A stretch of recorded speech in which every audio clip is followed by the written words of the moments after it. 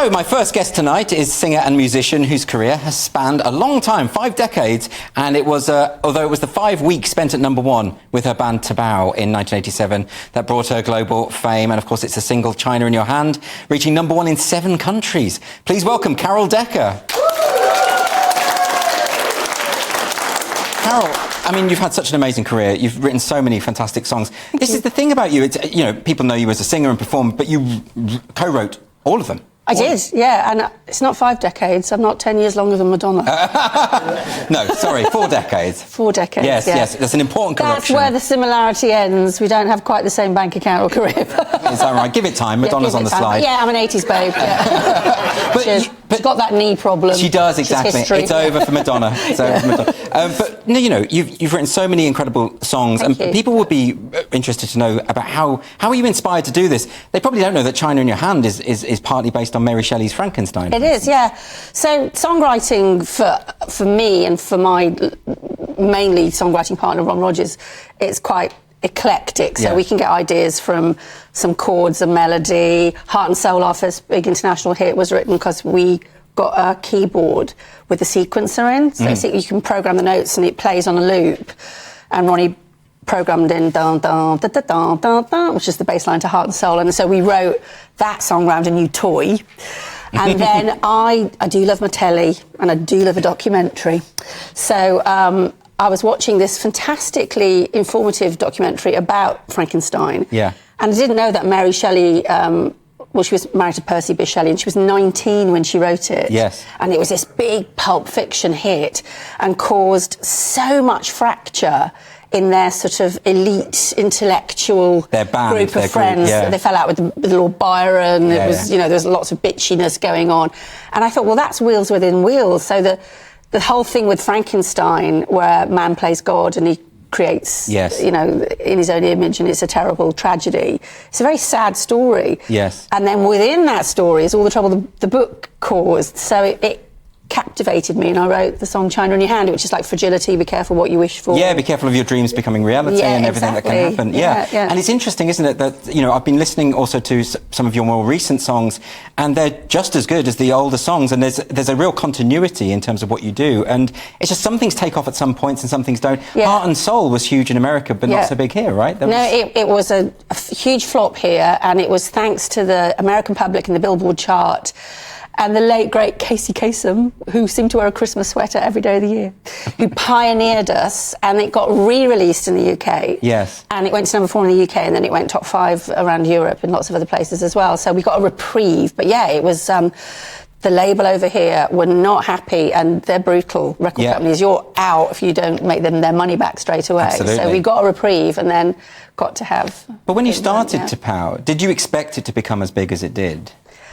No, not really. I don't know what I expected entirely. All I wanted was, I wanted to have a single out. Yes. And then I wanted to be on Top of the Pops, because that's... Who doesn't? Yeah, that was the show that we all watched, and it was multi-generational, and there wasn't much choice then, was there? There was just that one big show. So it's like, box, tick that box, tick that box. And then when China in Your Hand took off like a rocket, it opened so many doors for us, and then lots of boxes were ticked. We sold out Wembley, we sold out the NEC, I was on all the big festivals, I was flying all over the world, meeting the great and the good. We did the Princess Trust concerts, me and Diana, like that.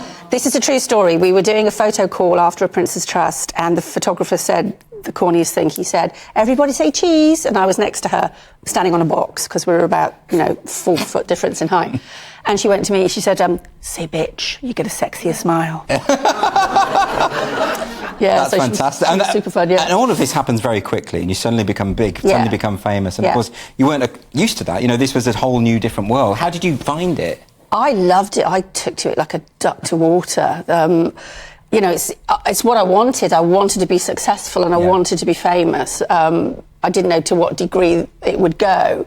So I got used to it very, very quickly. I know some of the bands struggled a bit, particularly Ronnie Rogers, who was my partner at the time. He's quite a reserved guy, and he found a lot of the attention quite a strain. He's much more of a proper creative musician was I was going to be a star. I was ready for my close-up. He's not a diva, no. He's not a diva. No. and it was hard on the rest of the band. A lot of them were married. At one point we were on the road for 17 months straight. Yes. All those marriages all went... Really? Well, you're away from home. In our business, the more successful you get, the more you're away from home. It's really... Yeah, you hear about the stress on famous people when they're out on the road. Oh, they can find comfort. There's always someone in the crew ready to comfort. Oh, OK, let's not get too many details on that. But, we should definitely see a clip of you performing, if that's all right, Carol. Sure, I think we've got something lined up. Let's have a look.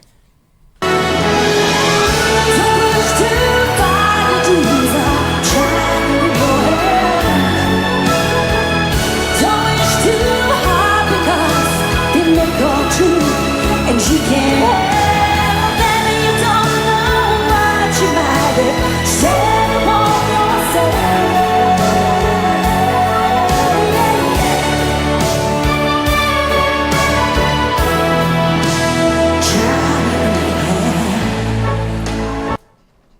Absolutely fantastic. Oh, thank you. That is wonderful.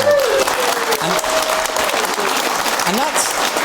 I mean, it really suits that big kind of song, having a full orchestra. That was last year, wasn't it? That was probably a couple of years ago, but I've done that show last year. Yeah. So that same orchestra, which is Opera North, who are... Big shout out to Opera North, they're fantastic, and Cliff Masterson, our conductor there. And yes, well, obviously, back in the day, we used synthetic strings. Yes, and that exactly. they were born in the 80s, those big Jupiter 8 keyboards and the amazing sounds. You couldn't tell it wasn't an orchestra, to be honest. But to play with that calibre of musician, I do a lot of orchestral shows now. I did a huge tour across Germany last December with a 60-piece orchestra. Tingles up the back of my neck every night. They're just epic, and it's such a privilege to work with them. But you do like the drama, don't you? Just I don't mean that. I mean, in terms of the style of songwriting as well. I mean, there is actually a big range of styles and things. You know, a song like Soul Destruction, very different to that kind of song, very poppy. Yeah. But you also have the big ballads, and it feels like you really let yourself go when it comes to those sorts of songs. I do, and a lot of those songs, I have to give Ronnie his credit, because Ronnie loves hymns. Right. And his dad used to play the organ. So, all those massive chord I'm always ripping hymns off. Really? Didn't realise they were the source of inspiration. Well, no, just that kind of style. Yeah. I don't want to get sued by God. That kind of style, the magnificent chord progressions. And for me, my parents' record collection, my father in particular, all the divas, Barbra Streisand, Shirley Bassey, Ella Fitzgerald, Dinah Washington. So I was raised on big voices and big hair. So, big voices, big hair. That's a great motto. And those sort of shows you're doing all the time now, and they're big stadiums now. There's something very interesting about what they call it the Rewind Festival, for instance, where there's various bands from the 80s and 90s coming together, and they're hugely popular, aren't they? Absolutely massive. The original Rewind is in Henley-on-Thames.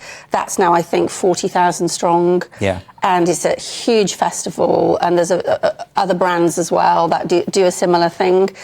And it's fantastic because I do 4 songs and then I'm back at the bar. Yes, of course, because you're sharing the and the audience get the hits. So it's like a compilation album on the stage. So there's no fillers, no boring bits. Of course. You got any gossip about all the old 80s stars? Do you know what? I haven't. It's going to be boring. If you'd have asked me back at the Top of the Pops day, we were all ready to bitch about each other. But no, it's all hail fellow well met. We're all that much older. And we've all survived in a very tricky business. Yes, so it's usually a glass of wine and how you doing, and I'll see you at the next one, because we bump into each other all the time. It's...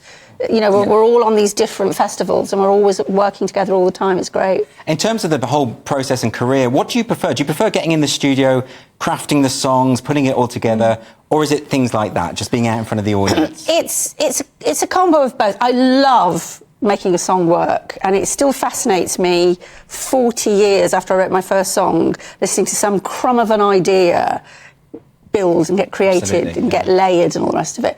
But when I do a gig like that one you just showed, it's just epic.